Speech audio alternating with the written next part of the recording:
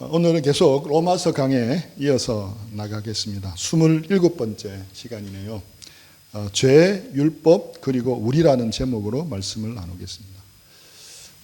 지금까지 공부한 그 로마서에서 사도 바울이 율법에 대해서 어떤 견해를 가지고 있는지를 잠깐 먼저 살펴보고 시작하겠습니다. 긍정적인 견해를 가지고 있었겠습니까? 부정적인 견해를 가지고 있겠습니까? 로마서 2장 12절. 무릇 율법 없이 범죄하는 자는 또한 율법 없이 망하고 무릇 율법이 있고 범죄하는 자는 율법으로 말미암아 심판을 받으리라. 율법이 있고 율법이 없고가 문제가 아니라 범죄하면 다 같이 심판을 받는다고 말씀합니다. 3장 20절. 그러므로 율법의 행위로 그의 앞에 의롭다함을 얻을 육체가 없나니 율법으로는 죄를 깨달음이니라. 그래서 율법을 아무리 잘 지킨다 하더라도 그것으로는 어렵게 될 수 없다고 또 말씀합니다. 4장 15절. 율법은 진노를 이루게 하나니 율법이 없는 곳에는 범법도 없느니라. 오히려 율법은 진노를 이루게 한다라고 말씀합니다. 이렇게 계속 거듭되는 말씀을 읽어보면 율법이 정말 쓸모없고 부정적인 것이라고 여길 수가 있습니다. 특히 구원을 얻는 데는 아무런 도움이 되지 않는구나 라고 여길 수가 있습니다. 더군다나 오늘 본문 앞부분이 7장 1절부터 6절 지난 시간 본문을 읽으면 더욱 이런 생각이 굳어집니다. 율법을 비판적이고 까다롭고 집요하게 우리를 괴롭히는 남편으로 묘사하고 있고 우리는 그 율법에 대해서 죽음으로 해방이 되었고 이제 그래서 하나님에 대해서 살았다. 그래서 하나님을 향해 열매 맺을 수 있다라고 말씀합니다. 또 죄의 정욕이 그 율법을 악용해서 사망을 위해서 열매를 맺게 했다라고 말씀합니다.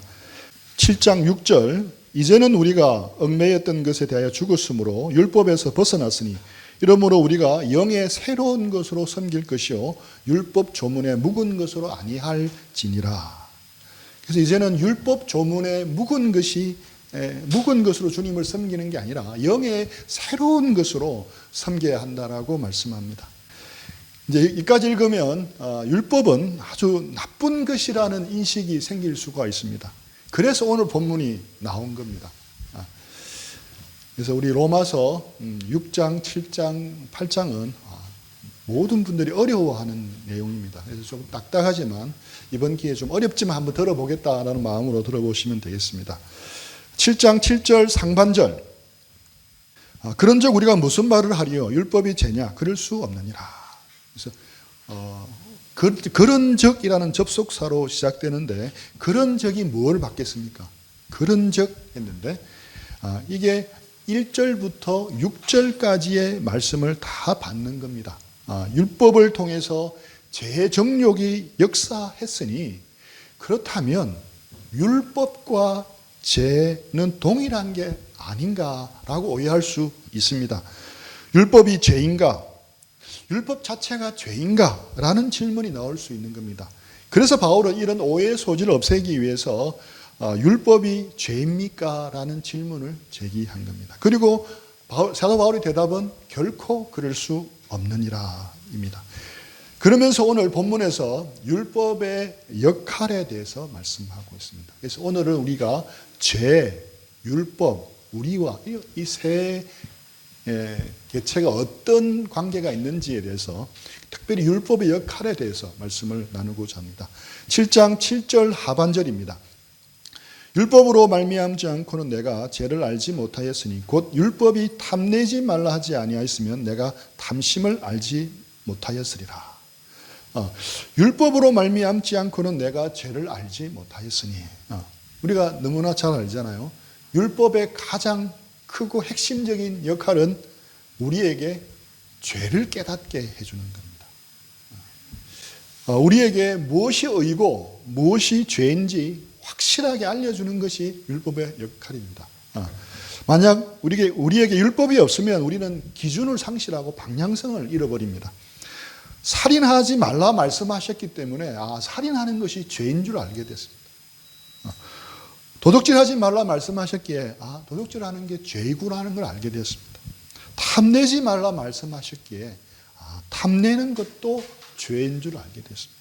우상 숭배하지 말라 하셨기 때문에 우상 숭배하는 것도 죄인 줄 알게 됐습니다. 또 사랑하라 말씀하셨기 때문에 서로 사랑하지 않는 것이 죄인 줄도 알게 되었습니다.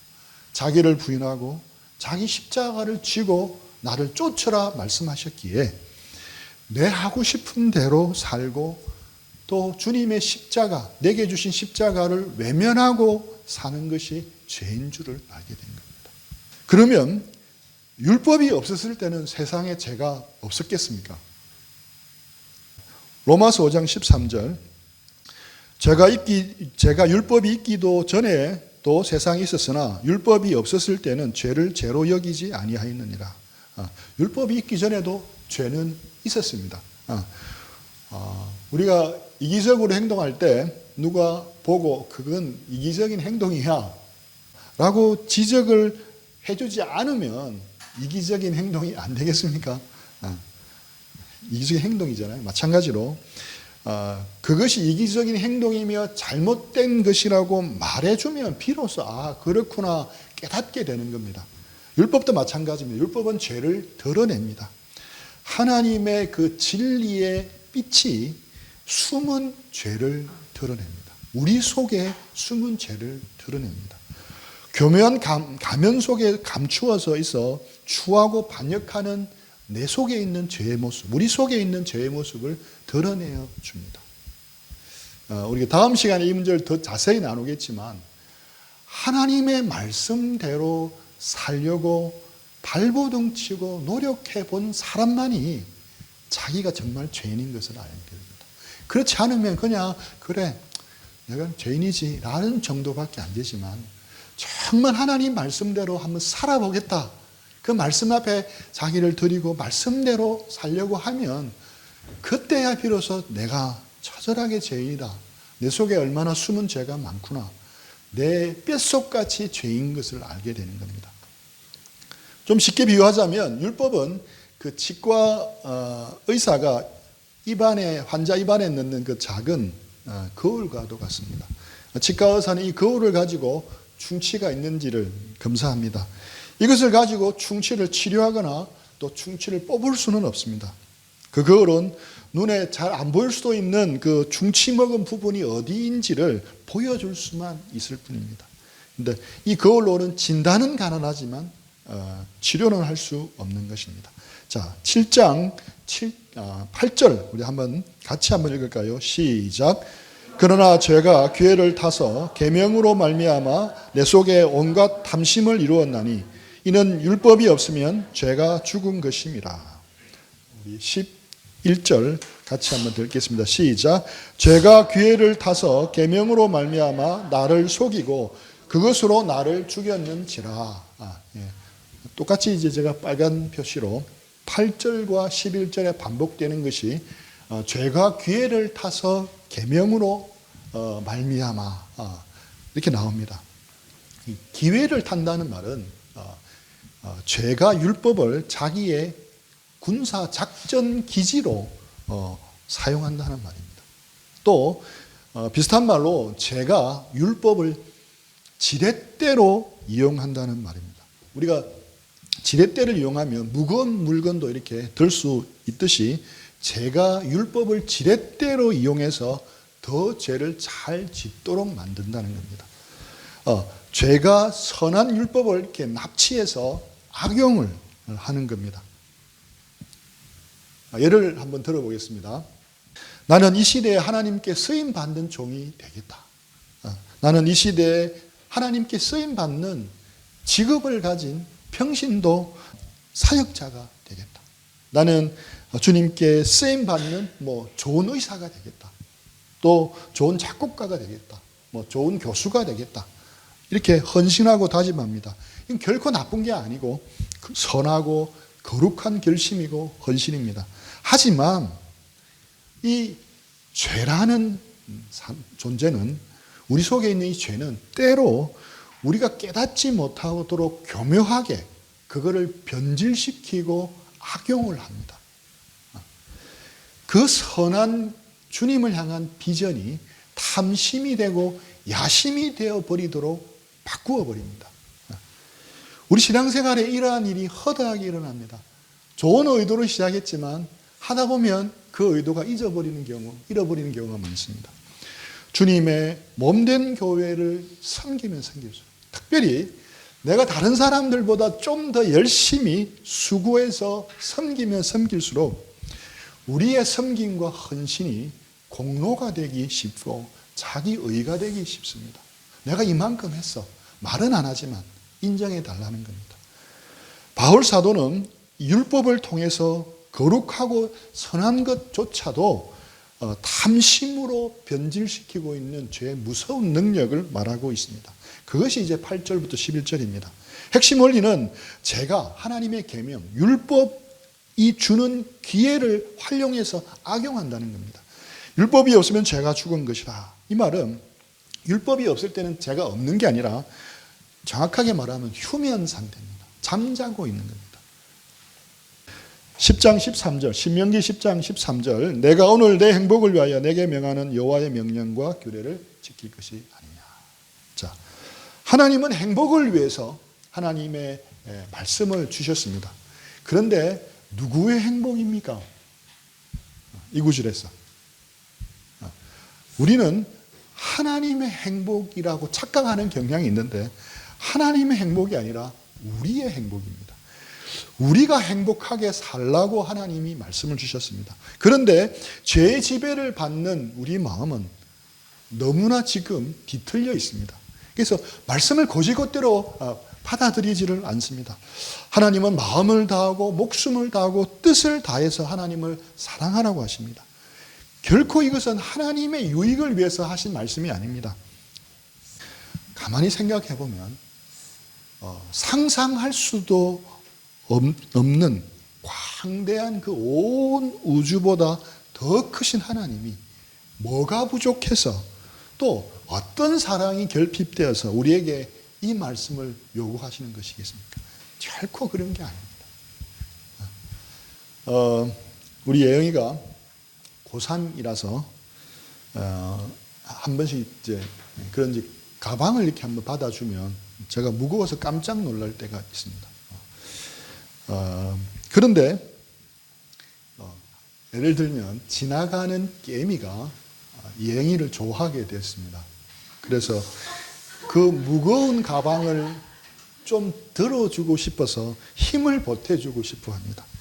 그래서 아무리 개미가 젖먹는 힘까지 다해서 들어준다고 한들 그게 예영이에게 무슨 도움이 되겠습니까? 아무런 도움이 되지 않습니다. 그런 우리가 하나님과 우리와 비교하면 개미 정도가 아니라 바이러스보다 더 작은 존재입니다. 그런 우리 같은 존재가 하나님을 더 사랑한들 또 덜 사랑한들 하나님에게는 아무런 영향도 되지 않고 아무런 도움이 되지 않습니다. 그렇다면 왜 하나님이 이 말씀을 우리에게 하셨겠습니까? 바로 우리의 행복과 복지를 위해서입니다. 우리가 하나님을 사랑하는 삶을 살지 않으면 우리는 다른 것을 사랑하기 때문입니다. 하나님을 사랑하면 진정한 자유를 누리고 그 안에서 행복을 누리지만 하나님 위에 다른 것을 사랑하게 되면 하나님보다 더 사랑하게 되면 그것에 매이게 되고 종노릇하게 됩니다. 그래서 하나님이 우리에게 하나님을 이렇게 사랑하라고 말씀하는 겁니다. 하나님은 이미 우리에게 목숨을 다하고 마음을 다하고 뜻을 다하고 또 자기 아들을 아끼지 아니하고 십자가에 내어주실 만큼 우리를 이미 사랑하셨고 또 지금도 하나님은 우리를 사랑하고 계시기 때문에 이런 요구를 충분히 하실 수 있는 분입니다. 그런데 우리는 이런 하나님의 선한 의도, 하나님의 이런 사랑하라는 명령을 들으면 우리 마음속에 반항심이 생깁니다. 완악한 마음에 하나님이 참 독재자다. 난 독재자 따르기 싫어. 난 내 마음대로 살래. 하면서 반항심이 생겨서 하나님을 거스르려고 합니다.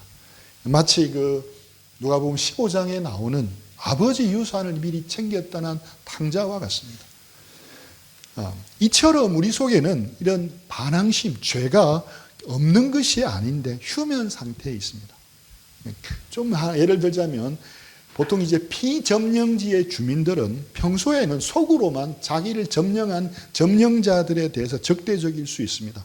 하지만 점령한 정복자들이 예를 들면 세금 징수원을 보내서 무겁게 세금을 내라고 이렇게 강요하기 시작하면 그때는 휴면 상태에 있었고 피동적이고 수동적이었던 적대감이 깨어나서 능동적으로 반응하는 것입니다.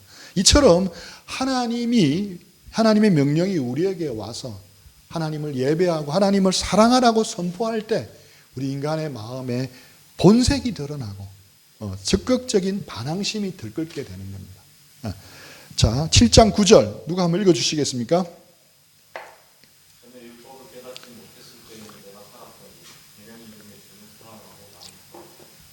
예, 선한 계명이 하나님의 계명이 왔는데 왜 나는 죽어? 왜 쟤는 살아나고 나는 죽었겠습니까? 얼른 이 말씀이 잘 이해가 되지 않습니다. 그래서 이 말씀을 한번 쉽게 한번 설명을 해보겠습니다.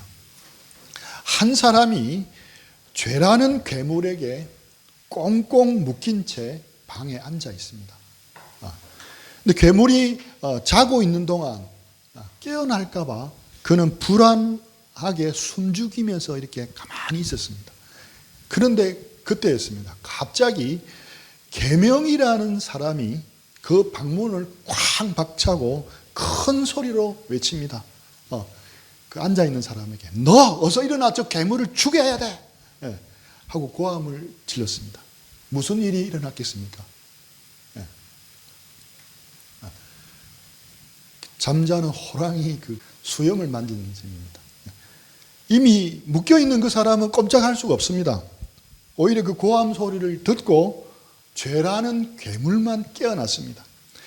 그리고 음흉한 미소를 지으며 그래 한번 죽여봐 하고 그 묶인 사람한테 갑니다. 그래서 그 사람은 괴물에게 죽임을 당하게 됩니다. 분명히 그 계명, 율법이 제시한 말은 틀린 말은 아닙니다. 일어나 저 괴물을 죽여야 돼. 틀린 말은 아니잖아요.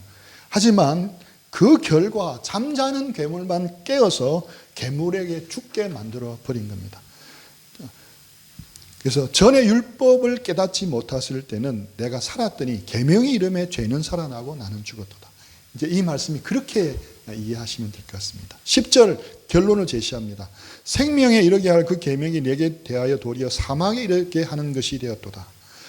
생명을 주리라 생각했던 그 율법이 그 사람에게 정확히 반대되는 결과를 만들어냈습니다.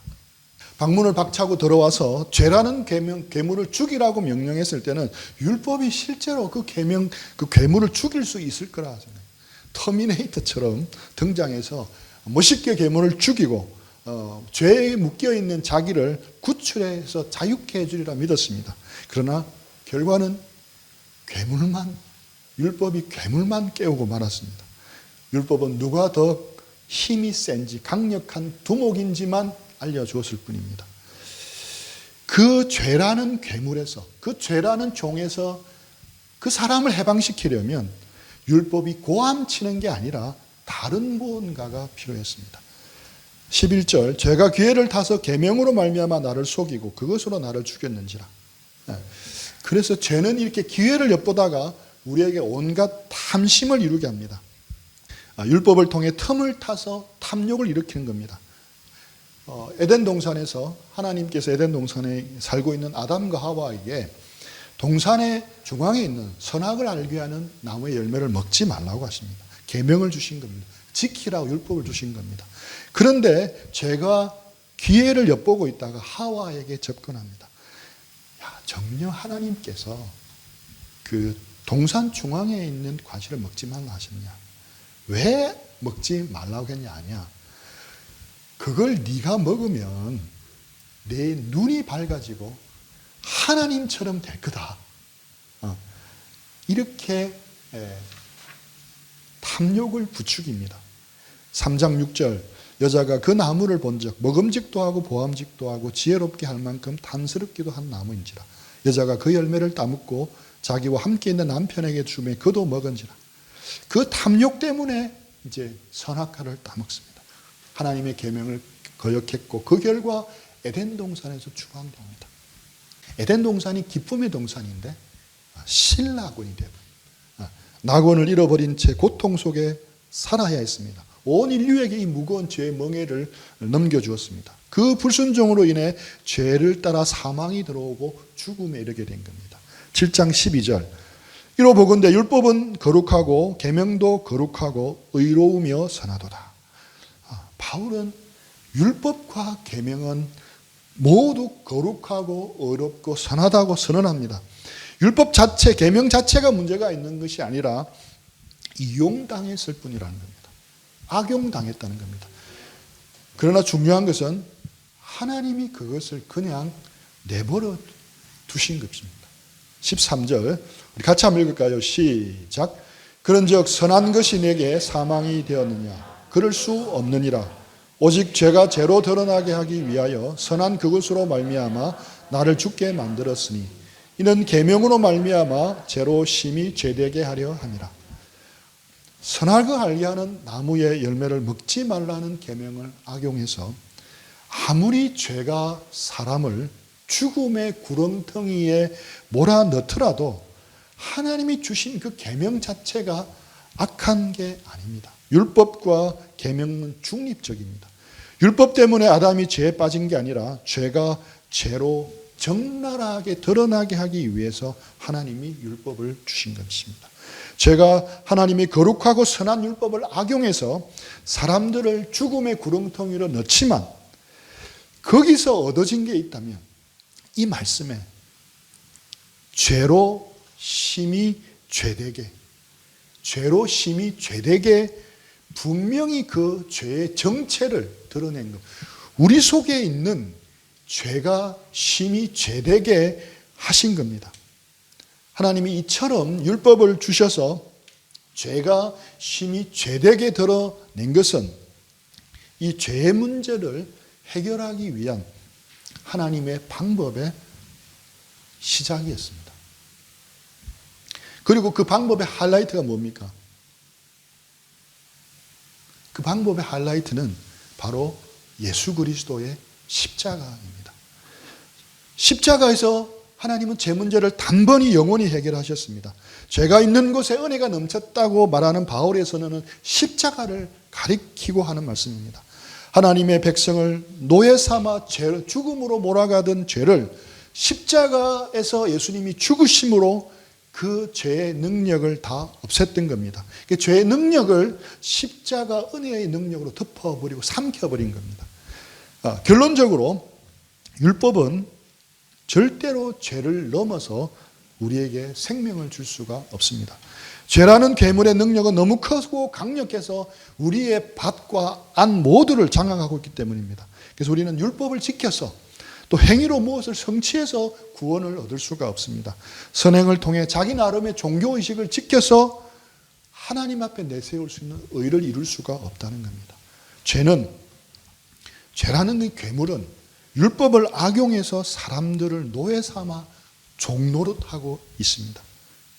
정글 안에 있는 그 늪처럼 발버둥칠수록 노력하면 할수록 더 깊은 곳으로 빠져들도록 만들 그런 노예로 만들어버립니다.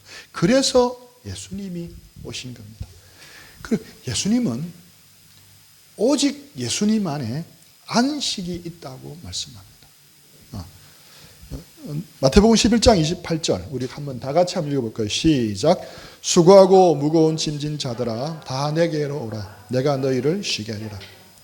너무나 잘 아는 말씀입니다. 우리가 전도 초청 메시지로 흔히 사용하는 이 구절은 문맥적으로는 예수님이 유대인들에게 하신 말씀입니다. 율법을 철저히 지켜서 자기의 의를 세워보려 했던 서기관들, 바리새인들, 그리고 그들의 가르침을 받았던 이스라엘 사람들에게 하신 말씀입니다. 그들은 평생 동안 율법을 하나도 빠뜨리지 않고 열심히 지키려고 힘을 다해 노력했습니다. 그것을 통해서 의를 이룰 수 있다고 생각하기 때문에 율법의 하나라도 빼먹지 않고 다 지키려고 자기를 돌아보고 애쓰며 부단하게 노력을 했습니다. 그런데 그렇게 살면 기쁨도 있고 평안도 있고 쉼도 있을 줄 알았는데 오히려 더 무거운 짐과 멍해가 있는 것을 발견하게 됩니다. 이렇게 수고하고 무거운 짐진 그 율법에 지킬 수 없는 높은 율법의 수준을 때문에 무겁고 수고로운 짐을 지고 살아가는 그 불쌍한 인생들을 향해서 예수님이 이 말씀을 하신 것입니다. 그런데 오늘날도 우리 그리스도인들 가운데 이런 사람이 있다는 겁니다. 진짜 무서운 사람, 진짜 무서운 사람이라는 제목의 글을 한번 소개해 드리겠습니다. 새벽 기도에 오랫도록 한 번도 빠지지 않고 참석한 집사님의 눈길이 무섭습니다.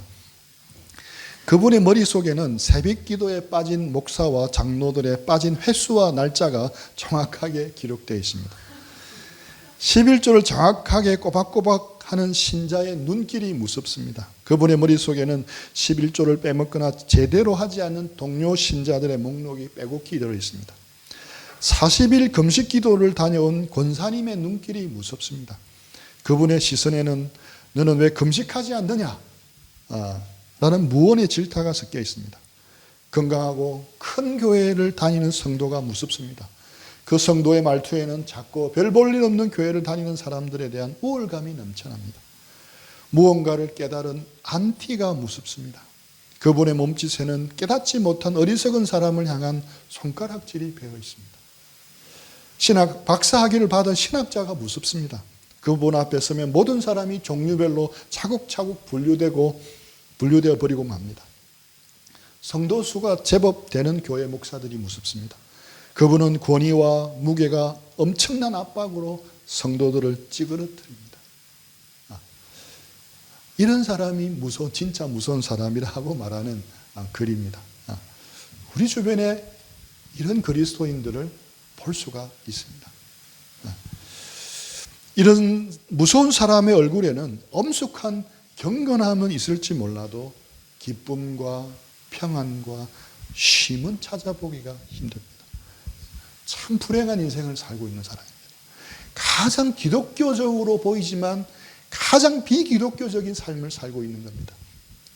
당시 율법을 지키고 그것을 통해 어렵게 되려고 했던 유대인들, 또 오늘날 이런 무서운 사람, 이런 종교인들을 예수님은 초청하고 계십니다. 수고하고 무거운 짐진 자들아, 다 내게로 오라. 내가 너희를 쉬게 하리라.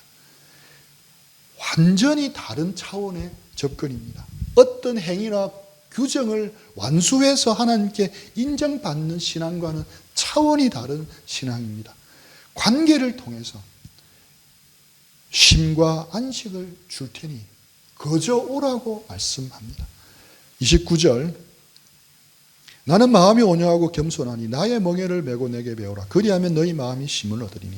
여기서 말하는 예수님의 온유의 원래 뜻은 율법을 지키지 못해서 완전히 심판을 받아야 하는 사람들을 예수님이 심판의 주님으로 오셔서 충분히 심판하고 정죄할 수 있지만 자신이 가진 힘과 권리를 사용하지 않겠다는 의미의 온유입니다.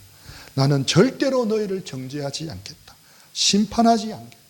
그 율법 좀 못 지켜도 된다. 일단 내게로 오라.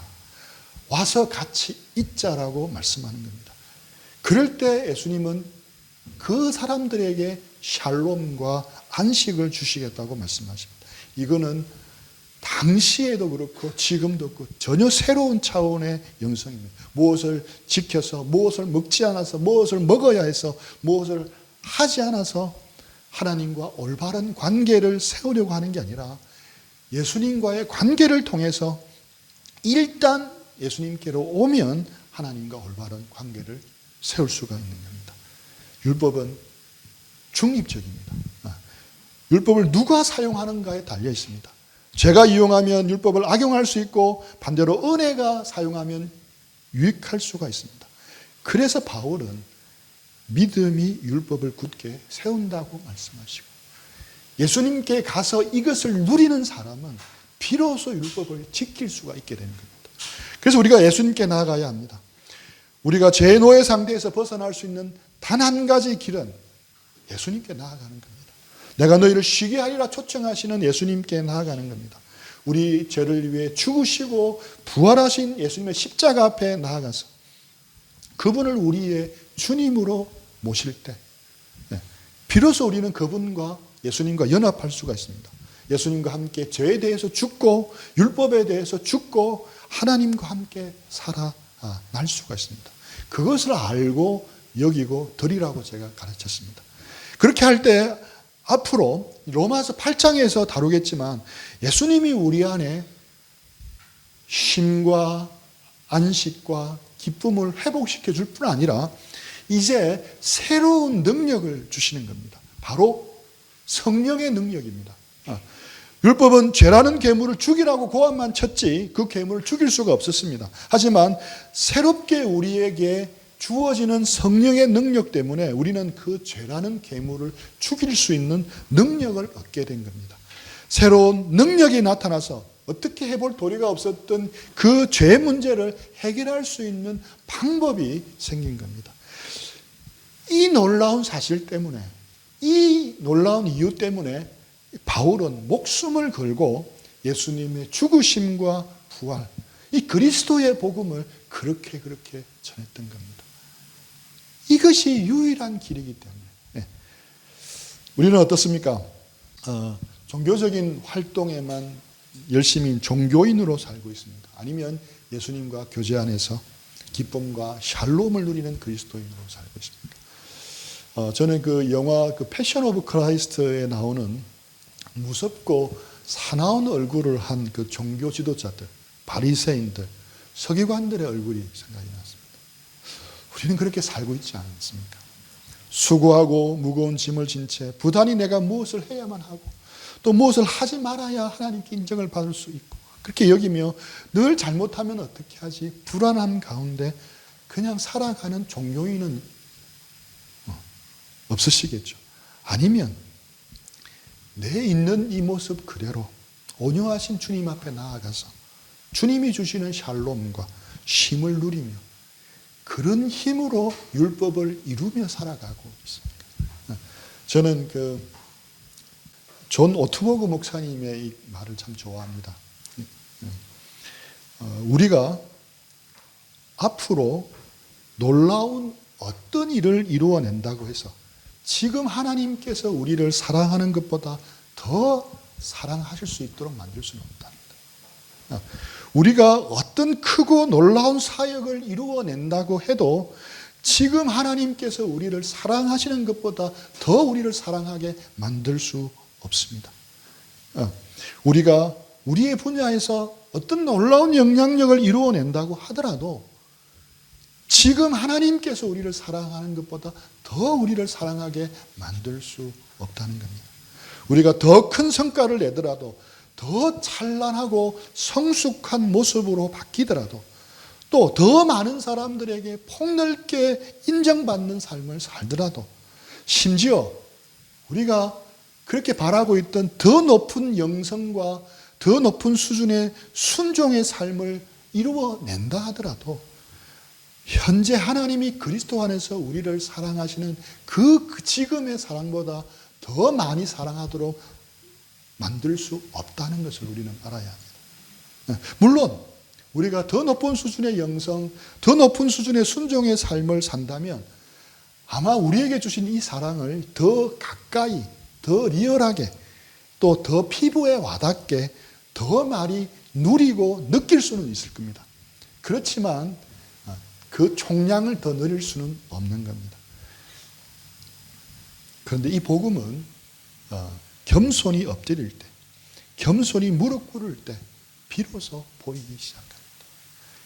근데 다음 주 내용이지만 하나님의 말씀대로 살아보려고 발부둥 치고 애를 써본 사람만이 정말 내가 죄인이구나. 내 의로는 하나님께 내세울 수 없구나. 그렇게 될 수가 있다는 겁니다. 그렇게 할 때, 그렇게 엎드릴 때, 그러면서 예수님께 나아갈 때 수고하고 무거운 짐진 그대로 저는 연약합니다. 저는 죄인입니다. 저는 구제불능입니다. 라는 마음으로 주님 앞에 나아갈 때, 주님 품에 안길 때 우리는 비로소 주님이 주시는 것들을 누릴 수가 있는 겁니다. 그래서 우리 예수님이 주시는 이 놀라운 복음의 은혜, 놀라운 초청, 이거는 우리가 전도할 때만 쓰는 게 아니라 우리 각자에게 매일매일 해당하는 것임을 기억하고 우리 한 주 동안 그것을 누리며 살았으면 좋겠습니다. 우리 주보에 나와 있는 묵상 잠깐 기록하는 시간 가지겠습니다.